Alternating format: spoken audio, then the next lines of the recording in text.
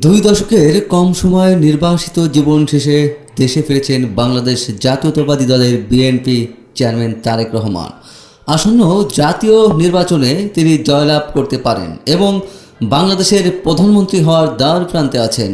মঙ্গলবার 10 ফেব্রুয়ারি বার্তা সংস্থা রয়টার্সের অনলাইন প্রতিবেদনে এই তথ্য জানানো হয়েছে।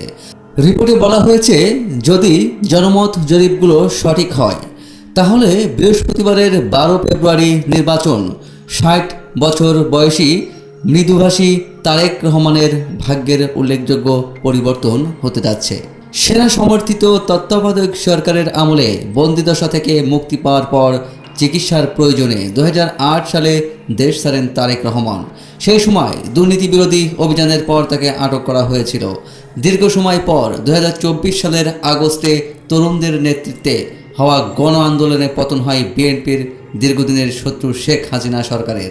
এরপরে গত বছরের ডিসেম্বরে বড়দিনে বীরের মতো স্বাগত পেয়ে দেশে ফেরেন তারেক রহমান।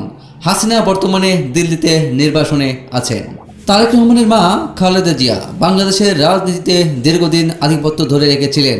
এছাড়া তারেক রহমানের পিতা জিয়াউর রহমান বাংলাদেশের মুক্তিযুদ্ধে নেতৃত্বস্থানীয় ভূমিকা ছিলেন। তিনি নিহত হওয়ার আগে 1977 থেকে 1981 সাল পর্যন্ত বাংলাদেশ শাসন করেন। তারেক রহমান বাংলাদেশের আন্তর্জাতিক অংশীদারিত্ব পুনর্গঠনের প্রতিশ্রুতি দিয়েছেন। কোনো একক দেশের সঙ্গে বেশি ঘনিষ্ঠ না হয়ে বিনিয়োগ আকর্ষণের কথা বলেছেন তিনি। অন্যদিকে হাসিনা তার শাসনামলে দিল্লির অনেক ঘনিষ্ঠ ছিলেন।